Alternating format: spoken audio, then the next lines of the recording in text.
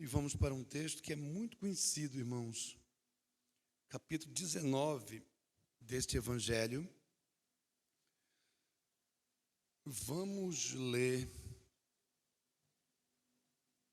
a partir do versículo de número 11, logo depois do texto de Zaqueu publicano.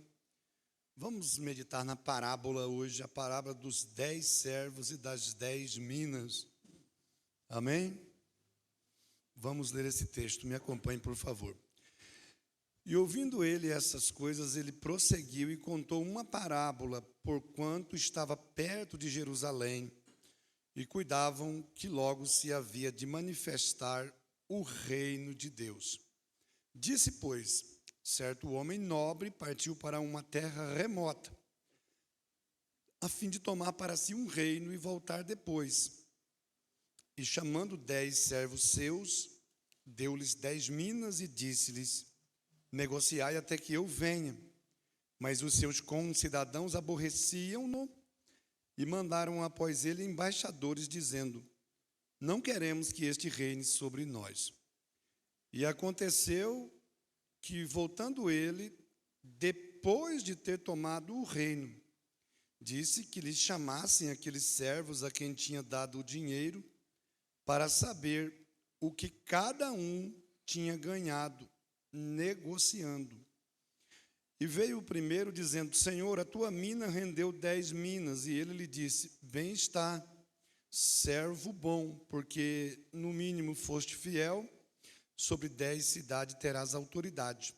E veio o segundo dizendo: Senhor, a tua mina rendeu 5 minas. E a este disse também: sê tu sobre 5 cidades. E veio o outro dizendo: Senhor, aqui está a tua mina, que guardei num lenço, porque tive medo de ti, que és homem rigoroso, que tomas o que não puseste e cegas o que não semeaste. Porém, ele lhe disse: mau servo, pela tua boca te julgarei.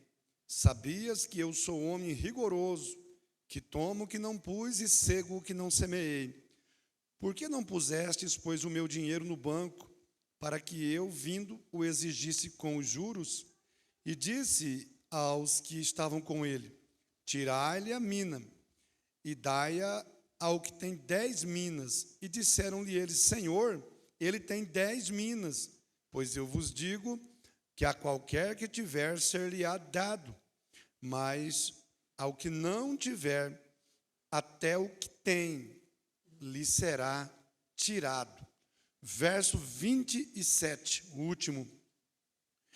E quanto àqueles meus inimigos, que não quiseram que eu reinasse sobre eles, trazei-os aqui e matai-os diante de mim. Amém? Irmãos, pode sentar, irmãos, com base nesse texto, eu gostaria de falar um pouco a vocês sobre o seguinte tema: fidelidade no presente e novas oportunidades no futuro. O texto que a gente leu, ele vai ter basicamente 3 partes, se a gente for olhar aqui. Os versos 11 e 12 vão mostrar para nós a ocasião que Jesus proferiu a parábola. Quando nós lemos os versos 13 e 14, nós temos os servos e os inimigos do rei. A partir do verso 15 até o final da parábola, Jesus narra o retorno do rei e o julgamento sobre as 2 classes de pessoas e os tipos de servos, né? Então, essa parábola, que é bem conhecida, ela é bastante interessante, narrada somente por Lucas, né? Aí, quando eu digo assim, foi narrado somente por Lucas, aí você já pensa: não, pastor, lá em Mateus também essa parábola foi narrada, né? Mas aquela parábola não é a mesma, como veremos, né? Então, qual é a chave aqui para a compreensão do texto? Primeiro, a chave aqui é que o texto se trata de uma parábola, né? Então, o que é uma parábola? É uma história que ela pode ser verdadeira ou fictícia, onde aqui dentro da narrativa, as pessoas e os fatos são uma representação de verdades espirituais que nós precisamos entender e aplicar em nossa vida espiritual. E qual é a lição central? Porque a parábola, né? O que nós temos aqui, ó? Nós temos o rei, nós temos a sua partida, nós temos os seus inimigos, temos o seu retorno, o juízo que ele faz. Tudo isso pode representar verdades, né? Mas a parábola, ela tem uma lição central. E qual é a lição central da parábola? A lição central da parábola é essa: a fidelidade em pequenos serviços resultará nos privilégios de maiores responsabilidades e oportunidades no futuro, né?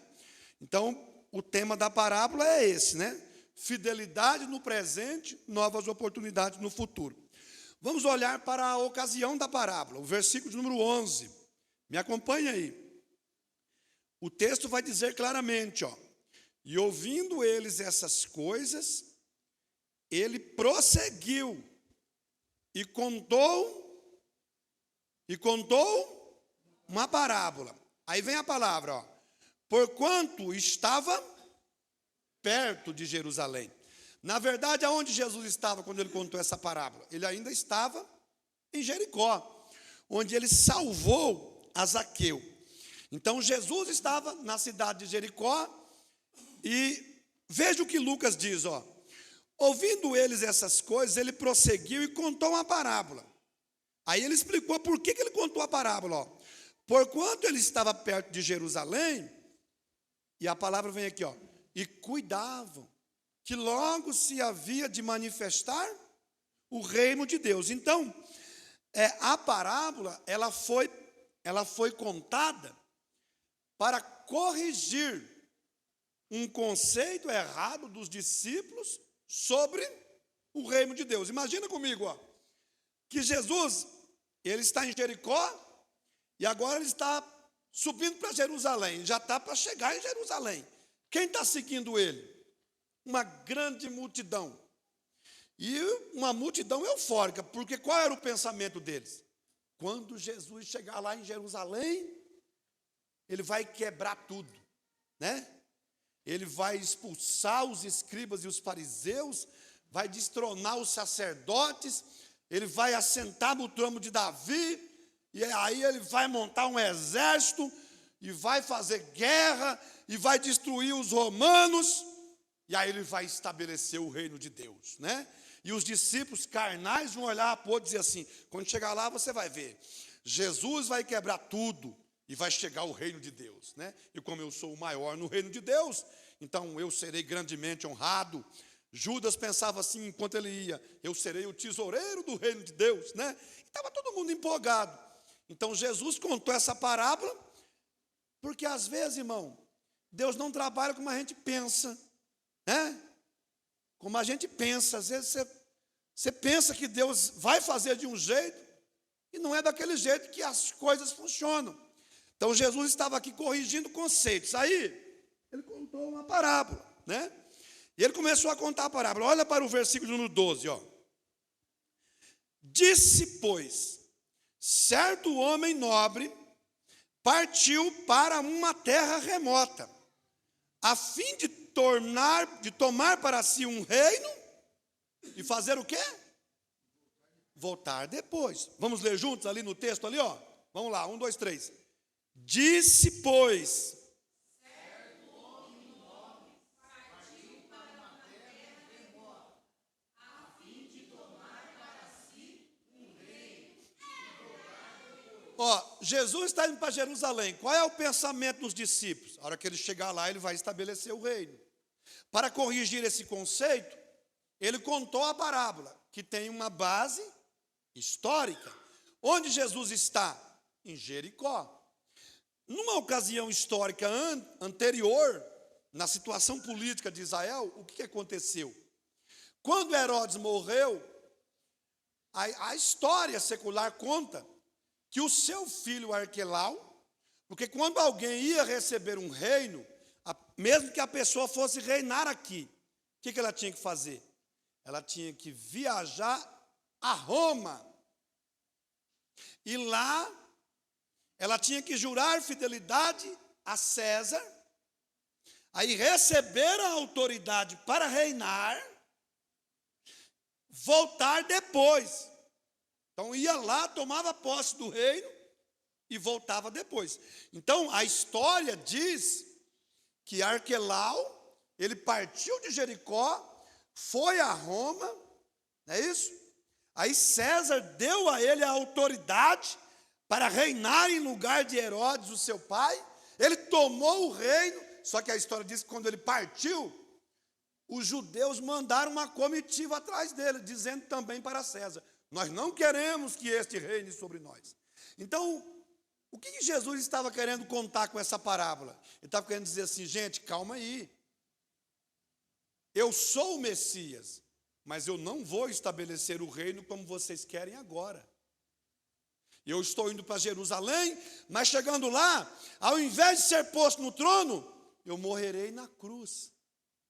Depois eu ressuscito, vou subir ao céu, receberei a autoridade lá, voltarei e estabelecerei o reino depois que eu voltar. Vocês entenderam? Então, vamos agora interpretar esse versículo. Certo homem nobre, é Jesus, partiu para uma terra remota, é a ascensão, a fim de tomar para si um reino e fazer o quê? Voltar depois. Então, o que Jesus está querendo me ensinar? Que ele não iria estabelecer o reino num único advento. Que no primeiro advento, ele ia ser posto na cruz, ia morrer, ia ressuscitar, ia subir ao céu, tomar a autoridade para reinar e voltar depois para estabelecer o reino. O que isso significa? Que haveria um espaço de tempo, um parêntese, certo? Aí, Jesus prossegue na parábola, olha para o verso 13, me acompanhe. E chamando 10 servos seus, o que ele fez? Deu-lhes 10 minas e disse-lhes: negociai até que eu venha, né? Então, o homem nobre é Jesus, a sua partida é a ascensão. O reino ele já recebeu, mas ele não voltou ainda. E antes de partir, o que Jesus fez? Ele chamou a sua igreja. E ele deu a ela a ordem de fazer o quê? Negociai até que eu venha. Então, aqui está a questão, ó. Tem gente que diz que esta parábola é a mesma dos talentos de Mateus 25. Mas não é. Sabe por quê? Veja como é diferente. Embora lá parece que é igual aqui, por isso que você tem que tomar cuidado quando você vai estudar as parábolas, né? Porque, ó, pensa comigo. Você lê no título da sua Bíblia, você lê assim, ó. Você pega uma Bíblia como essa que eu tenho aqui, ó. O sermão continua, a parábola dos 10 talentos, né? Aí a Bíblia diz assim: porque isso é também como um homem que partindo para fora da terra, chamou os seus servos e entregou-lhes os seus bens. A um deu 5 talentos, ao outro 2, são 7, e ao outro 1. Aí você pega a Bíblia, parábola dos 10 talentos. Mas só tem 8 talentos na parábola. Então o título está errado, porque não faz parte da Bíblia, foi a gráfica que pôs, foi a impressora que pôs. Então não é a parábola dos 10 talentos, é a parábola dos 8 talentos. E por que a parábola dos talentos não é a parábola das minas? Porque um talento equivale a 6.000 dracmas. Tem gente que fala assim: eu só tenho um talento. Você não tem ideia do que é um talento. Um talento era um valor muito alto. Uma mina equivalia a 50 ciclos. Um talento é 6.000 dracmas. São 6.000 dias trabalhados. E por que aquela parábola não é essa que nós estamos tratando? Porque lá foi dado conforme a capacidade de cada um. Para um deu 5, para o outro 2, para o outro 1. Agora olha o que está escrito ali, ó. Chamando 10 servos seus, deu-lhes 10 minas. O que isso significa?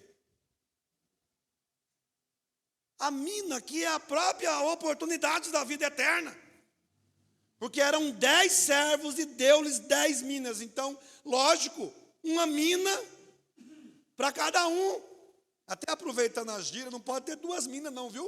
É uma mina só. Tem uns evangélicos aí, ó, estou com 2 minas, é uma mina só. Né? Eu estou brincando, é uma brincadeira que eu estou fazendo. Mas você percebe? Então, quem são esses 10 servos? Eles representam a igreja. Essas 10 minas, elas representam a oportunidade da vida eterna que Deus deu para cada um, porque nós estamos nesse tempo. Jesus já não partiu para o céu? Sim. Ele já voltou? Não. Quantos estão esperando ele? Levante a mão. Você pode glorificar Deus? Quantos desejam que ele voltasse hoje, nesta noite? Maranata. Poderia ser hoje? Você está pronto? Se a trombeta tocasse hoje, você tem certeza que você vai subir? Aleluia! Mas qual é a ordem que Jesus deixou para a igreja? Negociai até que eu venha. Aí eu estou esperando Jesus. Você está esperando Jesus. Mas você está negociando? Lembra? Quando Maria perdeu Jesus? Mas filho, quando ela perdeu Jesus, onde ela achou Jesus? No templo, né? Falou, filho, teu pai e eu, ansiosos, te procurávamos. O que Jesus disse? Por que é que me procuráveis? Sabe o que ele quis dizer? Não precisava nem ter me procurado. O lugar de me achar é aqui. Por que é que me procuráveis? Não sabeis que me convém tratar dos negócios do meu Pai. Ele negociou para nos dar a salvação. E agora que ele está para partir, a ordem dele é: negociai até que eu venha. Agora vai aparecer os inimigos do rei. Coloque o versículo 14, presta atenção, olha lá, ó. Os inimigos do rei, mas os seus concidadãos aborreciam-no. Então o rei partiu na frente para receber o reino, como Arquelau partiu para Roma, e os judeus foram atrás dele, pedindo a César que não lhe desse o reino. Da mesma forma aconteceu com Jesus. Mas os seus concidadãos, que era o povo judeu, aborreciam-no e mandaram após ele embaixadores, dizendo: não queremos que este reine sobre nós. Se você ler texto, coloca para mim, João 19, 14 e 15, por favor. João 19, versos 14 e 15.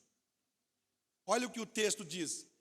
E era a preparação da Páscoa, e quase a hora sexta, e disse aos judeus, Pilatos falou para os judeus, olha, eis aqui o vosso rei. Olha a rejeição, verso 15. Não queremos que este reine sobre nós. Jesus disse lá em Lucas 19, 13. Agora olha aqui, ó. Mas eles bradaram, tira, tira, crucifica-o. Disse-lhes Pilatos, hei de crucificar o vosso rei? Responderam os principais dos sacerdotes, não temos rei, senão o César. Quer dizer, não queremos que este reine sobre nós. Irmãos, por que o rei, você notou? Você notou que o rei tem servos e inimigos. Quem é você? Você é servo do rei? Ou você é inimigo dele? E por que o rei deu as minas para os seus servos? Primeiro, ele distribuiu as minas para os seus servos para multiplicar a sua riqueza. Segundo, é que ele deu esses valores aos seus servos para fazer o quê? Testar as suas habilidades e dar a eles a oportunidade de demonstrar a sua fidelidade. Então, Embora muita gente não acredita que Jesus vai voltar, ele vai voltar.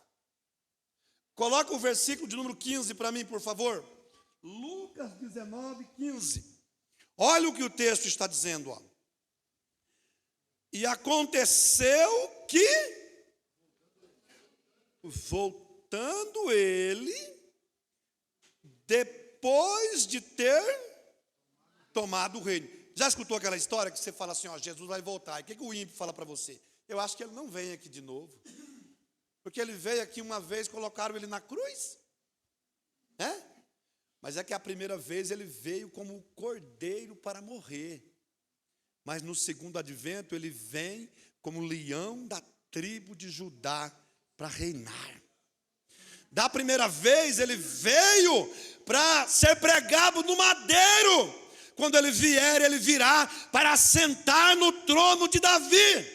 Da primeira vez ele foi açoitado pelos homens, mas na segunda vez ele há de reger as nações como vara de ferro.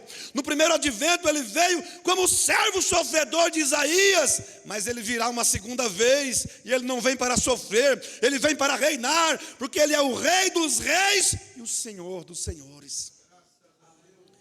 Versículo 15, e aconteceu que voltando ele, depois de ter tomado o reino, disse que lhe chamassem aqueles servos a quem tinha dado o dinheiro, porque ele queria saber o quê? O que cada um tinha ganhado negociando. Eita, a vida cristã é muito boa, né? Ar-condicionado, fotos com Papai Noel, 13º, luzes de Natal. Como é que tá, irmão? Jesus é bom, tem me dado mais do que eu mereço. E é engraçado que quando a gente sobe aqui, a gente fala muito do que Deus tem feito. E Deus é bom, é ou não é? Quem aqui presente tem sido alvo das bênçãos de Deus? Levanta a mão. Está vendo, ó? Isso é o que vem de cima para baixo. Só que ele vai voltar. E a hora que ele voltar, ele vai querer saber o que cada um está fazendo com aquilo que ele lhe confiou. Não se esqueça. Então, quando o rei voltar, ele vai julgar duas classes de pessoas. Olha que interessante, ó. O rei não tinha inimigos? Sim ou não? Porque esses inimigos falaram, nós não queremos que ele reine sobre nós. Irmãos, a lógica seria, quando ele voltou, traz aqui os meus inimigos. Eu já quero pegar um por um. Faço questão de estrangulá-los. Mas não. Olha o que a Bíblia diz, ó. E aconteceu que, voltando ele, depois de ter tomado o reino, disse que lhe chamassem aqueles servos a quem tinha dado dinheiro, para saber o que cada um tinha ganhado negociando. Então o rei vai julgar duas classes de pessoas. Primeira classe, seus servos. Segunda classe, os seus inimigos. Então aqui tem um princípio, ó. Na primeira carta de Pedro, coloca para nós aí. 1 Pedro 4, 17 e 18. 1 Pedro 4, 17 e 18. Olha o que o texto está dizendo, ó. Porque tem crente, né, irmão? Do jeito que ele vê o mundo de ponta cabeça, ele olha assim e fala, Jesus podia vir. Como se, a hora que Jesus viesse, ele fosse tratar apenas com os ímpios. Mas olha o que o texto está dizendo, ó. Porque já é tempo que comece o julgamento. E por onde que ele começa? Por onde que ele começa, a igreja? Pela casa de Deus. Para começar, ó, se Jesus vem aqui agora, o mundo lá fora não vai nem perceber. Quem que vai perceber? Os que não estão preparados e vão ficar. Não é isso? Meu Deus, Jesus veio. Vai começar aqui. Aí Pedro faz uma pergunta. Olha só. E se primeiro, a gente gosta de apontar o dedinho para os outros, né? E se primeiro começa por nós, qual será o fim daqueles que são desobedientes ao Evangelho de Deus? Verso 18. E se o justo, ele apenas se salva, onde aparecerá o ímpio e o pecador? Então, quando o rei voltar, ele vai entrar em fase de julgamento e ele vai começar pelos seus servos. E vocês sabiam? Deus, aqui na parábola, tem 3 tipos de servos. Veja só. O primeiro servo, diga comigo assim, ó. O servo das 10 minas. Olha para o verso 16. Lucas 19, 16. E veio o primeiro dizendo: Senhor, a tua mina rendeu? Você percebe a humildade dele? Porque ele recebeu uma mina e conseguiu granjear 10. Mas ele não disse: eu ganhei 10 minas. Ele falou: Senhor, a tua mina. O que ele queria dizer com isso? Não é meu, é seu. Não fui eu, foi o Senhor que me deu a oportunidade. E eu trabalhei e consegui fazer render 10 minas.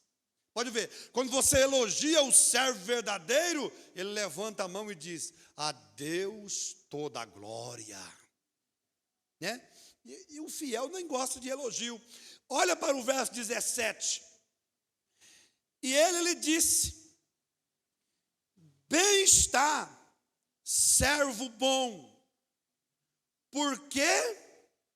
Porque no mínimo foste fiel, sobre 10 cidades terás autoridade. Sabe o que é isso? Que a fidelidade dele no presente gerou o que para ele? Nova. Isso aqui até corrige certos conceitos que muitos crentes têm. Irmãos, eu não vejo a hora que Jesus vem, porque eu quero descansar. Você quer descansar? Como é que é o céu? O céu é assim, tem aquelas camas de nuvem, né? Aí tem uma música assim, e eu vou deitar, e os seres celestiais, eles vão ficar tocando harpa eternamente. E eu vou descansar. Não vai. Pastor Osés, Deus não tem outra igreja para nós pastorear. Graças a Deus. Mas nós vamos ter que trabalhar. A sua fidelidade aqui vai gerar novas oportunidades para você trabalhar. Porque o vagabundo preguiçoso não vai entrar lá. Amém? Então eu até digo para você, eu tenho uma palavra de Deus para você. Deus não trabalha como você pensa. E o céu não será do jeito que você pensa. E a vida eterna não será do jeito que você pensa. Nós precisamos chegar mais perto de Deus e entender isso. Mas aqui nós temos fidelidade no presente, novas oportunidades no futuro. Veja o que Jesus disse em Lucas 16 e 10. Olha o que diz, se aplica muito bem aqui, ó. Quem é fiel no mínimo, também é fiel no muito, né? Às vezes você está querendo entregar o que Deus colocou na sua mão, esse é o seu plano, né? Eu acho que... Aí veio o pastor Oséias: meu filho, pois você acredita que Deus falou comigo? Então, pastor, olha, está aqui o copo, já não vai dar mais. Não, me dá aqui, que eu tenho um pote para você. É isso? Por quê? Porque o segredo de crescer não é ambicionar a honra. O segredo de crescer é ser fiel naquilo que Deus já nos confiou. Amém? Esta é a economia de Deus. Então ele recebeu uma mina, ele fez render 10 minas e teve autoridade sobre 10 cidades. Verso 18, aí aparece o que aqui? O servo das 5 minas. Verso 18, me acompanhe. E veio o segundo dizendo: Senhor, a tua mina rendeu 5 minas. Quantas minas ele tinha recebido? Uma. Aí o rei disse o que para ele? E a este disse também: sê tu também sobre 5 cidades. Qual é o princípio aqui? Irmão, o princípio aqui é este. Eles não receberam igual? Sim ou não? O primeiro servo recebeu uma mina. Ele fez render 10 minas. Recebeu autoridade sobre 10 cidades. O segundo servo recebeu também uma mina.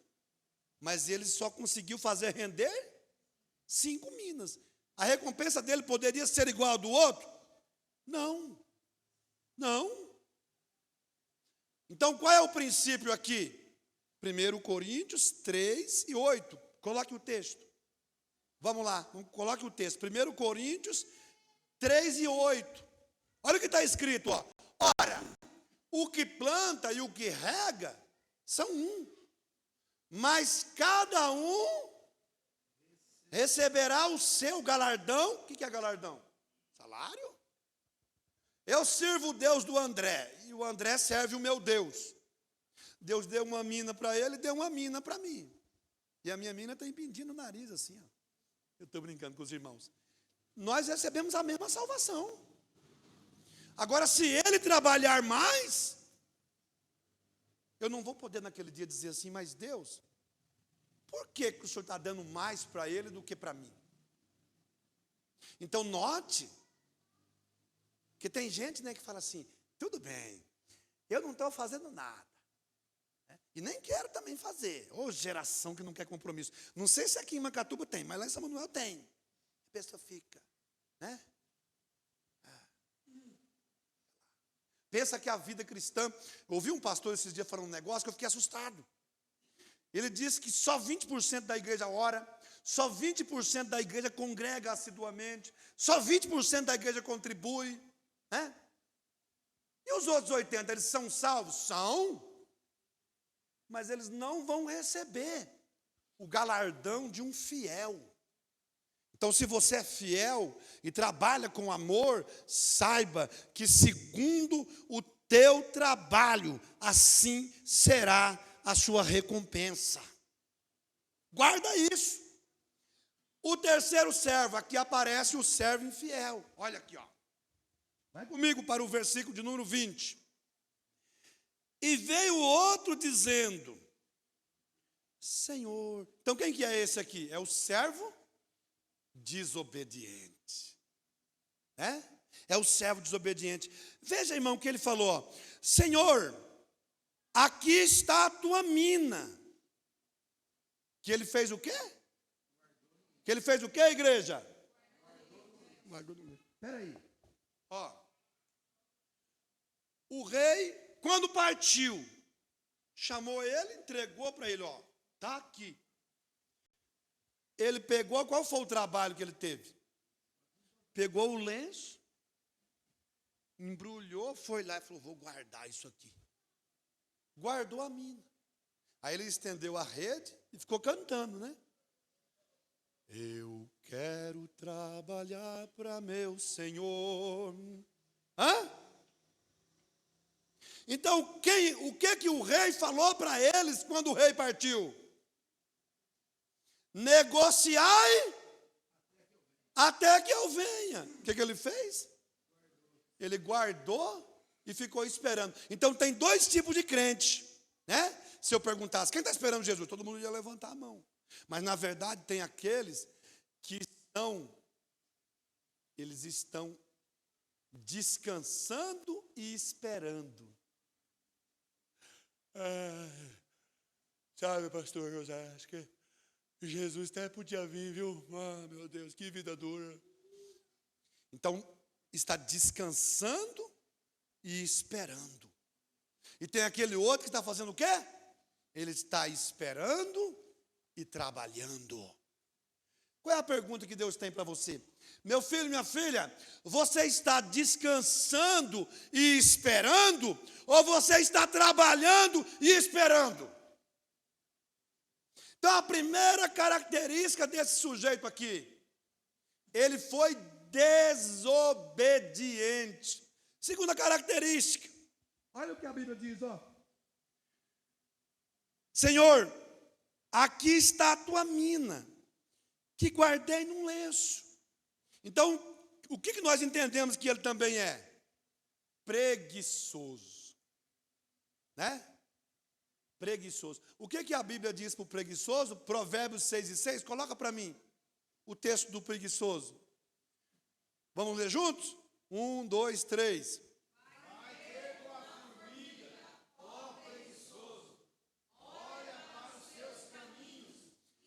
Esses dias eu estava no trabalho lá, e tinha um formigueiro. Aí eu falei assim para o irmão que trabalha comigo lá, que ele é sogro do meu filho. Falei, ó, irmão Esdras, vai chover. Aí ele falou, pronto, pai. Ele olhou, porque os crentes agora, eles olham no celular, né? Tudo no celular. Eu até brinco com ele, falei, pergunta para o celular que dia que Jesus vai voltar. Ai, que raiva, tudo no celular. Aí ele olhou, aqui não está marcando chuva. Eu falei, mas vai chover, irmão Esdras. Mas como que o senhor sabe? Eu falei, a formiga. Quando a formiga começa a trabalhar mais rápido, não, irmão Orlando, o senhor é da roça, sabe? Quando a formiga começa a trabalhar mais rápido, é porque ela sabe que vai chover. Irmão, tem uma geração de crente mais preguiçoso do que essa? No domingo, irmão, no domingo, irmão. Meu filho, por que não vem na igreja? Pastor, a gente ia, pastor. Mas eu fiquei lá, e aí eu me distraí. Aí quando eu vi, aí, ó, desculpa, para não chegar atrasado, né? Então eu acabei no... Preguiçoso você é, diz o Senhor. Crente preguiçoso. Parou de tocar na orquestra de preguiça de vir no ensaio. Preguiçoso. Tem gente que canta tão bonito, irmão. E o pastor fala, não ensaiei. Preguiça. Mas vê se ele tem preguiça de assistir a Netflix. Assistir dorama. Ele fica lá. Né? Ele entra lá naquelas séries lá. E lá ele fica lá porque é um preguiçoso. Não que isso seja pecado. Mas você deixar de trabalhar para Deus. Para fazer outras coisas. Isso não tem outro nome, meu irmão. Isso é preguiça. E sabe, porque é o seguinte, ó. Se o rei deu a mina, deu um valor para ele, mandou ele negociar, foi, demorou para voltar, o que ele fez durante todo esse tempo? O que ele fez? Nada. E é isso que muitos crentes estão fazendo. Não estão fazendo nada. Aí ele chega na igreja e fala, que palavra dura. Mas que culto frio. Está difícil, hein? Aí Deus olha lá de cima e fala assim, mas é lógico, vocês não estão com nada. Vocês não estão com nada. Agora aquele que trabalha, irmão, ele chega aqui, o coração dele está aberto para Deus. O coração de Deus está aberto para ele. E se Deus falar uma palavra dura, mesmo assim ele se alegra e diz, Senhor, fala mesmo. Essa é a verdade. E como é que é esse servo aqui, ó? Ele apresentou justificativas. Veja que coisa interessante, ó. O versículo 21. Aí ele explicou por quê. Ele disse, porque tive medo de ti, que és homem rigoroso. Olha só. Que tomas o que não pusestes e cegas o que não semeaste. Quer dizer que ele era desobediente, preguiçoso e ainda conseguia se justificar. Pode ver, porque está muito calor, porque o meu... Você percebe? E nós, pastores, até aceitamos essas justificativas. Só que naquele dia vai ter a prestação de conta. E como é que o rei julgou o servo infiel? Vamos lá. Versículo 22. Vamos ler juntos? Vamos lá. 22. 1, 2, 3. Vamos lá.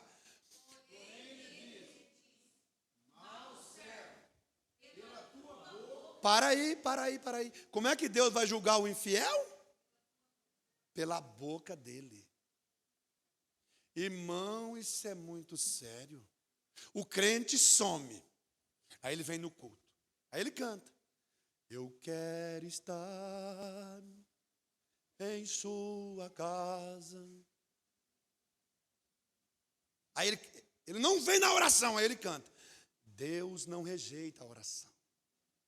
Oração é alimento. Aí a alma dele fala dentro dele, então quanto que eu vou comer? Se a oração é alimento. Irmão, Deus vai nos julgar pelo que sai. E o que é mais triste? É que os crentes, eles estão testificando da sua infidelidade aonde? No altar. Sobe pelas escadas. O pastor dá oportunidade para ele subir pelas escadas. Pai do Senhor, irmãos. Deus é bom, irmãos. Olha, eu quero falar para a igreja.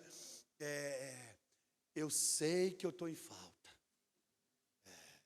Eu sei, olha, Deus tem sido tão bom, né? E eu preciso melhorar. Irmãos, olha, mas e começa a falar um monte de coisa. Está saindo da boca dele. Deixa eu dizer uma coisa para você, eu tenho uma palavra de Deus para você. Deus vai tratar com você pelo que sai da sua própria boca. Porque muitos estão dando testemunho da sua infidelidade em cima do próprio altar. E Deus vai tratar. Deus vai tratar isso. Olha o que o rei falou. Porém ele disse, mau servo, pela tua boca te julgarei. Se você sabia que eu sou um homem rigoroso, que tomo o que não pus e cego o que não semeei. Verso 23. Por que não pusestes, pois, o meu dinheiro no banco, para que eu, vindo, o exigisse com juros? Verso 24. E disse aos que estavam com ele. O que o rei disse? Tirai-lhe a mina e dai-o ao que tem 10 minas. E veja como o texto diz, ó. Verso 23. Desculpa que virei aqui a página errada. O verso 26. Verso 25. Disseram-lhe eles, mas Senhor, ele tem 10 minas. O que Jesus disse no verso 26? Vamos ler junto? Pois eu vos digo.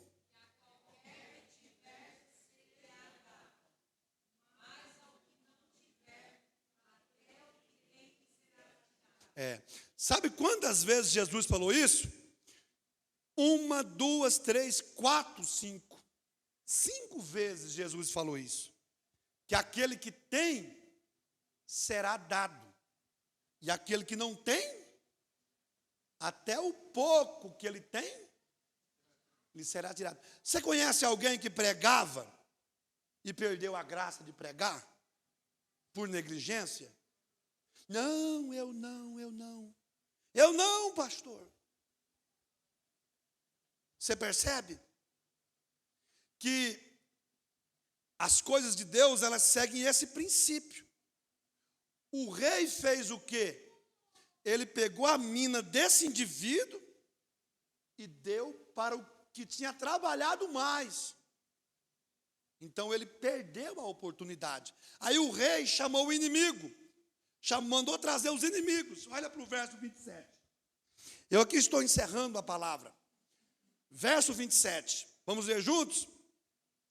E quanto aqueles meus inimigos que não quiseram que eu reinasse sobre eles, trazei-os aqui e matai-os diante de mim. Então, qual é a verdade aqui, irmãos?